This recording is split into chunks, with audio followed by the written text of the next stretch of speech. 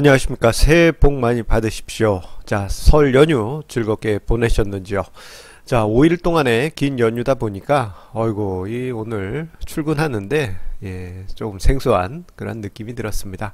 자, 우리 시청자님들도 오늘, 출근하시면서, 저와 비슷한 느낌이 아니셨을까 싶습니다.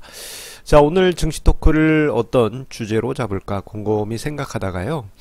자, 명절 때마다 저는 개인적으로 꼭 체크하는 것이 있습니다. 그것은 무엇이냐? 명절 때마다 자, 주식시장의 휴먼 인덱스를 꼭 체크하고 있습니다. 자, 휴먼 인덱스라고 한다면은 오늘 같은 경우에는 두 가지 의미가 있습니다. 하나는 제가 봤을 때 절대 주식 투자하지 않을 분들 5명 찝고 있는데요. 그분들의 분위기가 어떤지 그런 건 이제 관찰 명절 기간 동안에 하고요. 그리고 그거 아니더라도 이제 우리가 설 명절 되면은 일가 친척이 모이지 않습니까? 그래서 일가 친척들 대화 중에 주식 시장에 대해서 어떤 이야기를 하고 있는지 그것을 군중심리 관점에서 분석하는 아주 중요한 기회로 이 명절을 삼고 있습니다. 자, 이러한 명절날 군중심리를 파악하는 것은요, 일종의 칵테일 파티 이론과 비슷하다라고 말씀드리곤 합니다. 자, 칵테일 파티 이론, 자, 투자의 대가라고 하는 자, 피터 린치가 군중심리를 이해하는데 참고할 수 있는 중요한 이론으로 이야기했던 이론이죠. 자, 미국 같은 경우에는 이제 칵테일 파티를 자주 하죠. 우리나라 같은 경우는 뭐 동문회 모임, 뭐 동창회 모임, 뭐 이런 식으로 해서 식당에 모이지만 미국 같은 경우에는 칵테일 파티 모임 해가지고 와인잔이나 뭐 샴페인잔 또는 맥주 한 병 들고 사람들하고 이렇게 얘기하는 풍경을 영화 속에서 자주 볼 수 있습니다. 자, 그런데 그 칵테일 파티 풍경 속에서 군중 심리를 찾아볼 수 있다고 합니다.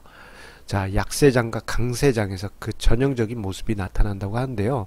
자, 피터 린치의 뭐 많은 그 칵테일 파티 이론의 많은 풍경들 중에서 두 가지 상황, 침체장과 강세장 두 상황을 간단하게 설명을 드리도록 하겠습니다.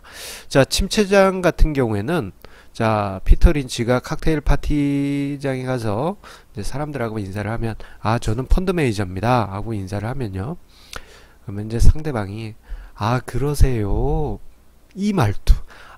그러세요. 예. 예전에 공공의적에서 유지태 씨가 했던 그 멘트 톤으로 그렇게 냉랭하게 그렇게 인사하고는 안녕 빠이빠이 한 다음에 자, 치과 의사 선생님들한테로 사람들이 우르르 몰려서 이빨을 어떻게 치료해야 되나요? 뭐 이런 거를 막 물어본대요. 펀드 매니저는 찬밥 신세란 이야기죠. 자, 그런데 강세장이 되게 되면요, 저는 펀드 매니저입니다 라고 인사를 하면은 사람들이 너도 나도 반긴다고 합니다. 만나서 반갑다 라고 이야기를 하면 옆에서 듣던 사람이 참 끼어들어 가지고 제 펀드 어떤지 좀 봐주세요 뭐 이런 이야기를 하고, 그 이야기를 듣던 또 다른 사람이 갑자기 끼어들어가서 자기 자신의 투자 자랑을 막 늘어놓는다고 합니다.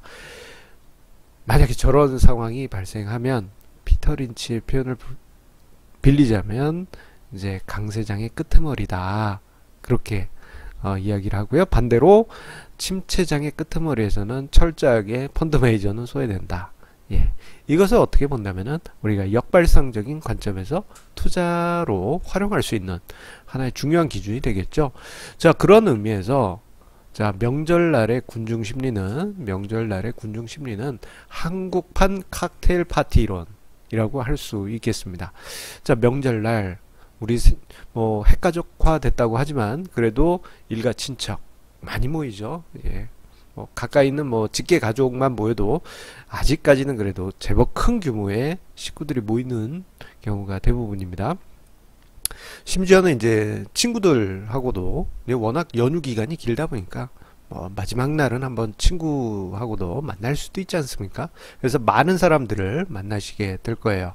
자, 그런데 이 명절 기간 중에 그 당시 투자 대상의 많은 투자 대상의 시황 분위기와 그리고 매스컴에서 이야기하는 뉴스상의 분위기, 이런 분위기에 따라서 군중 심리가 그대로 칵테일 파티 이론처럼 그대로 나타나게 됩니다. 그래서 그 분위기를요, 자, 우리는 이렇게 팔짱 끼고 이렇게 싹 보는 거죠. 싹 보면서 그 분위기를 역발상적인 관점으로 우리가 해석을 해볼 수가 있습니다. 자, 이거 참 막연해요 라고 생각하실 수 있어요. 하지만 우리가 단적으로 몇 가지 사례를 든다면요, 맞아 그때 그랬지, 맞아 그때 역발상적으로 접근했으면 좀 다른 판단을 했을 거야 라는 것을 딱 생각할 수 있습니다. 대표적인 예로, 자, 2018년 연초 같은 경우, 그러니까 1년 전이죠. 자, 그때 당시만 해도 가상화폐 광풍이 엄청났습니다. 그래서 너도 나도 친척들끼리도 뭐 너 비트코인 샀니, 이더리움이 좋은데 뭐 그런 얘기들 많이 했지 않습니까? 그리고 가상화폐 투자하지 않았다고 뭐 집에서 구박받기도 하는 그런 분들도 있었다고 해요. 자, 그때 당시 분위기 대단했습니다. 자, 결국은 어떻게 됐습니까? 자, 그 이후부터 해서 가상화폐 가격은 그대로 그냥 꺾여 버렸죠. 뭐 그 이후에 추가적으로 상승할 수도 있었겠지만 전형적인 상투에서의 심리적인 분위기가 가상화폐에서도 나타났고, 작년 추석에는 어땠습니까? 아파트 광풍 피크의 전형적인 모습이 그대로 나타났습니다. 저때 당시 부부싸움들 정말 많이 했다고 합니다. 자, 지금이라도 사야 된다. 내가 비록 5억에 못 샀지만, 서울 아파트 뭐 5억에 못 샀지만 15억이 된 현 시점에서라도 사야 된다 하면서 막 싸우셨던 분들이 많으셨다고 해요. 자, 어떤 애널리스트의 표현을 빌리자면 참 안타까운 게, 저렇게 엄청나게 오른 후에 사게 되면은, 아파트를 안 샀을 때는 부부싸움의 문제로 그치지만 저렇게 광풍 시기에 사게 되면은 생존의 문제가 된다고 하죠. 자, 지난 가을, 그 직전에 이제 9.13 대책도 나왔지 않습니까? 그 이후에 아파트 시장 흐름 아시다시피입니다. 근데 그 기간이 좀 길긴 했어요. 자, 비트코인은 샤프하게 이렇게 꺾였지만 아파트 시장은 2013년부터 해서 2016, 17까지, 이거 잘못 그랬네요. 2016, 17까지 그 상승했다가 2018년에 한번 꺾일 뻔 했는데, 여름에 한번 불꽃 튀기고, 그 다음에 꺾였죠. 제법 긴 그 과열 기간이 있긴 하였습니다만, 그 정도가 심했을 때는 정말 상투였다라는 거. 너도 나도 이야기 안 한 사람이 없었죠. 자, 그런 분위기가 1999년에 요 두 개의 사례가 비슷하게 나온 게 1999년 IT 버블 당시에 있었습니다. 주식시장에서 너도 나도, 자, 99년 추석에는 코스닥 사야 된다, 뭐 그런 거.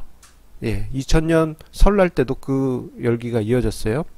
그런 분위기 계속 이어졌죠. 반대로 모두가 저 투자 대상에 관심 안 갖고 비판하고 안 좋게 이야기하던 때는 최소한 비싼 값을 주고는 안 사는 그러한 시기였죠. 2013년의 부동산 시장, 그때 당시 명절 때 모이면 집 사면 패가 망신한다라는 그런 이야기가 있었습니다만, 그때 분위기하고 지금하고는 전혀 상상이 안 되실 거예요. 자, 어쨌거나 주식시장에도 이러한 설 명절 때 휴먼 인덱스의 분위기를 그대로 우리가 관찰을 하면 지금 현재 시장의 위치를 볼 수 있습니다. 그런데요, 자, 올해 같은 경우에는요, 이게 뭐 비난도 없고 그렇다고 찬양도 없고 고요함 그 자체였습니다. 작년에 약세장이 있고 올해 1월에 반등장이 있다 보니까 이게 약간 심리가 섞여 있다 보니 완충 구간 비슷하게 된 것 같습니다. 그래서일까요? 그냥 고요합니다. 자, 그에 반해서 서울 아파트 시장 관련해서 대화 주제가 나오면요, 극단론, 매우 극단적인 긍정론과 매우 극단적인 부정론이 서로 꽝꽝 대립하는데, 뭐 그냥 제3의 관점에서 보면 고요하지만 그 안에서 막 의견이 충돌하고 그런 일이 있었습니다. 자, 어쨌거나 중요한 것은 한국 주식시장에 대해서는 사람들이 관심 자체가 없어졌습니다. 관심이 없어졌어요. 약세장 시기에 칵테일 파티장의 분위기하고 똑같다 라고 말씀드릴 수 있겠습니다. 자, 오히려 뭐 서울 아파트에 대해서는 계속 뭐 탁상 공론이겠죠. 탁상 공론이라고 할 수밖에 없죠. 예, 어차피 예, 그렇게 긍정적으로 생각하는 분과 부정적으로 생각하신 분 간에 서로 의견 충돌일 뿐이니까요. 자, 이거 아니면 그냥 단기 자금을 안전하게 투자할 만한데 뭐 없을까? 이런 걸 이제 고민하신 분들이 많이 계세요.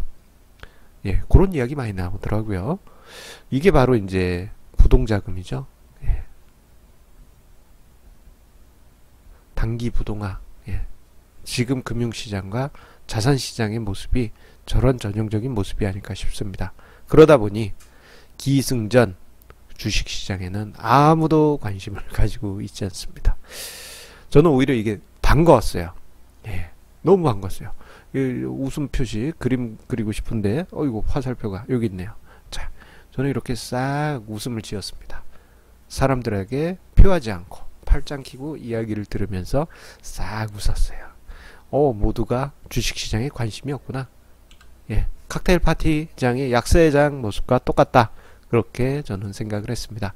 자, 그렇다면요, 우리 시청자님들께서는 자, 설 연휴 기간 동안에 가족 친지 분들과 모였을 때 분위기 어떠하셨는지 사실 궁금합니다. 그래서 여기 답글로 남겨주시면 뭐랄까, 저희가 꼭 답글마다 코멘트 달아드리잖아요. 이렇게 달아드리면서 뭐 서로 의견도 공유하고 그러도록 하겠습니다. 아마 대부분의 가정들이 저랑 비슷하실 것 같습니다. 고요한 주식시장에 대해서는 고요한 그러한 분위기가 아니었을까 싶습니다. 자, 드디어 이제 설 연휴 길게 지나가고 기해년 새해가 본격적으로 시작이 됐습니다. 자, 우리 시청자님들 이제 황금 대지에 시작되셨으니까요. 올해는 반드시 성공 투자 꼭 이루시기를 기원 드리고 응원 드리겠습니다. 그리고 우리 시청자님들께서 남겨주시는 구독하기, 좋아요 버튼, 그리고 주변에 공유해 주시는 그 마음에 항상 감사드립니다. 자, 항상 성공 투자 기원 드리면서 내일도 좋은 증시 토크 주제로 찾아뵙도록 하겠습니다. 감사합니다.